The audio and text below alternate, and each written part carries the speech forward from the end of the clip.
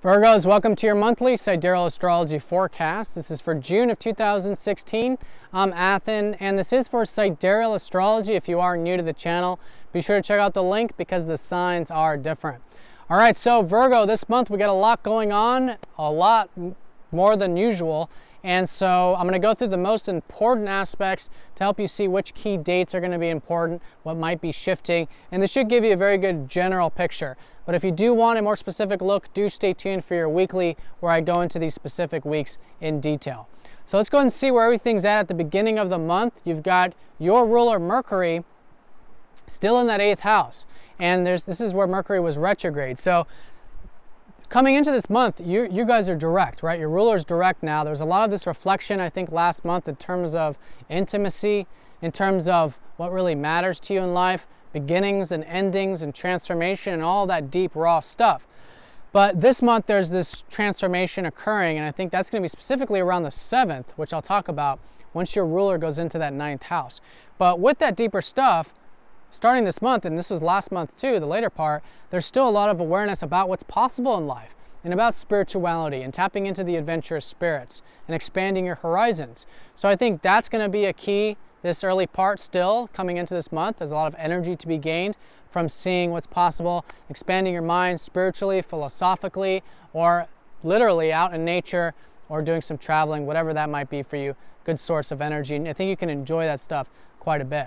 Now on the 4th, the first major event of the month, we've got the new moon, and that's going to be in your 9th. So I think there are new beginnings about your life path, about possibilities and that adventurousness. So it's a good time around the 4th with the lowering of energies with the new moon to sit with it, to reflect, to set new intentions in this area, whether it's philosophical or literal expansion, and see where you want to cultivate these things for the next 6 months to a year, which is now this new beginning of your life path in some sense. In fact, this month is a very impactful month for the life path, which I'll talk more about.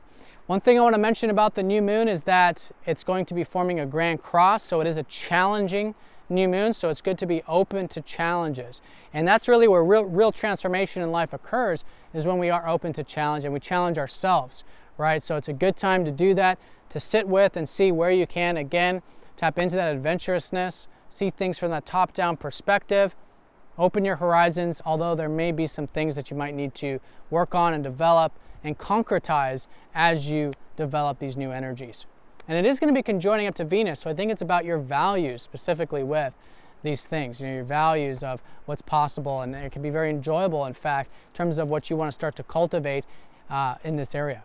So that's the 4th, and on the 7th, like I said, your ruler is going to go into the 9th, so here's the transformation point where you guys come out of the darker 8th house, the deeper 8th house, now come into a much lighter, expansive part of the chart. I think here you really start to feel this 9th house energy. So for pretty much the whole month, 7th onward, you've got that expansion, you've got that top-down perspective, and I think that's a great area for you guys to be focused on. Now on the 9th, we have the North Node trining up to Pluto. So this is the life path change, one of the life path change things that is happening this month. And so here, this is where your life path has been focusing your attention on spirituality. All right, so for the next 2 years, your North Node is going to be in your 12th house of spirituality. And now with this aspect, Pluto trining up to it, you guys can really dive deep with the psyche, dive deep with the self, see where there might be some anxieties, some fears, where you can liberate yourself spiritually. Right, and I think you guys are learning a lot about spirituality and getting that rest, that meditative time, or whatever it is you're doing to cultivate more peace and more trust in your life. So this can be very deep, very powerful in a very positive way with that trine up to that North Node in the 12th. Now, on the 12th, we're going to have Mars trining up to Chiron, and so there's this healing taking place, and this has been a Mars retrograde in your 2nd. So you guys are thinking about, I think, the financial stuff or the material assets or material security in your life, perhaps rehashing that stuff this month and like last month too. And there can be some healing with this. So I think it's a good time to really connect with your sense of self-worth, to be grateful for what you have, and to also see where you can be a bit more self-reliant, perhaps, if that's the case for you personally. And I think that energy and that focus can be very healing. I think it's a very supportive healing energy. I think it can come easy, and I think you guys are just feeling a bit perhaps rejuvenated with your sense of self-worth and your values around the 12th. Now on the 14th, Neptune goes retrograde. This is Neptune who's been transiting your 6th house, which is, when it comes to the spirituality, it's the fact that it's happening in your everyday sphere. You know, it's been so important for you to have faith, to let go when it comes to your work, when it comes to your routine, when it comes to your health, your diet, your regimens. And it's in the everyday sphere. I think you guys can really be connecting to that presence and that acceptance and that peace that comes as a result of that. So a lot of shifting this month, but I think here from the 14th onward, the shift to where you can start to be reflecting on this, reflecting on where you can have a bit more of that peace in the everyday sphere. And that's going to be for the next 5 months there. Now on the 17th and 18th, Saturn squares up to that Neptune. So this has been a Saturn helping you get really serious and grounded with either your communication or your mind, with Saturn in your 3rd. So for about the past year. So it's been off and on, but it's very important this whole year and for the next couple of years almost to really be working hard towards either your communication, towards your mind, to master the mind, to be aware of the mind, with presence, I think specifically around 17th and 18th, because what's happening here is all the stuff we're building for you, it's with either reading, writing, sharing, communicating, sales, exchanges, siblings, anything in your immediate environment, which is all 3rd house stuff. There's uncertainty about this. There might be confusion, maybe with the mind, maybe with communication. So letting go.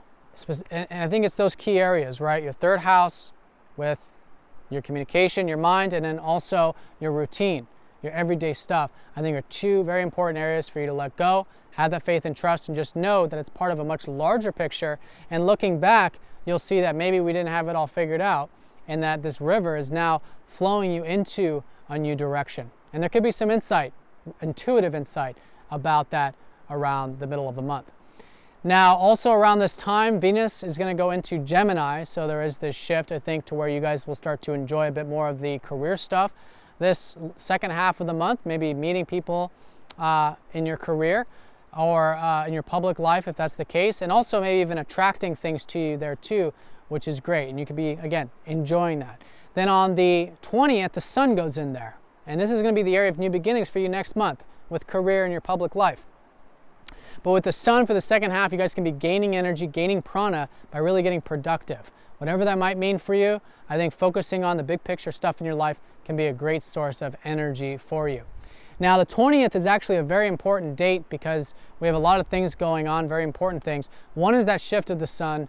The other is that Jupiter is going to be conjoining up to the North Node. So there's this now more insight about the life path, and for you, spiritual insight. This could be an awakening for some of you. This could be just, really understanding the importance of your connection with God, your connection with the universe, your connection with the present moment, and letting go, and how there can be so much peace in really connecting to the spiritual essence of life, the essence that connects everything. And whatever, it's not philosophical, it could be for you guys, the Jupiter there, but the 12th house isn't a philosophical house. It's a personal relationship we have, and you guys are understanding more about this. With Jupiter there, you're gaining more insight, and I think around the 20th there could be a new shift of understanding, new shift of insight, of intuition developing, where you're really seeing what's possible with your spiritual self. And maybe even specifically new opportunities with that as well.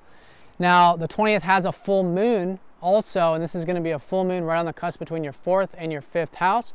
Excuse me, your 3rd and your 4th house. 3rd and 4th. So now you do have this culmination and awareness of the communication and the mind and the learning, which is great. So it could be a great time for that. It's a good status check. You can see if there's anything over the past 6 months you've been learning or studying or whatever. It could be a high point. Okay, shifting into a new direction, getting rid of some old things you might want to do, and then also see what's working and continue to cultivate those matters. Now, in terms of the 4th house, this is an awareness of your home, your family, or your health, and also a cultivation of that as well. So status check, cultivation, awareness, shifting, letting go of what's not working there, and continuing to develop these things for the next 6 months.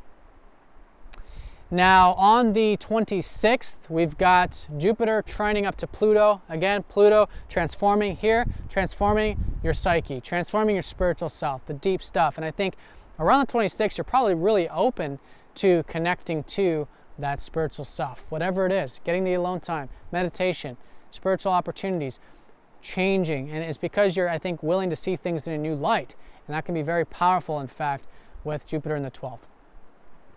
On the 27th, we have Chiron going retrograde, so there's reflection going on relating to where you've been healing with relationships lately. And so for about the next 5 months, you might notice this shift, becoming a bit more reflective about relationships, seeing where you can heal old wounds relating to that, and do that inner work regarding those matters.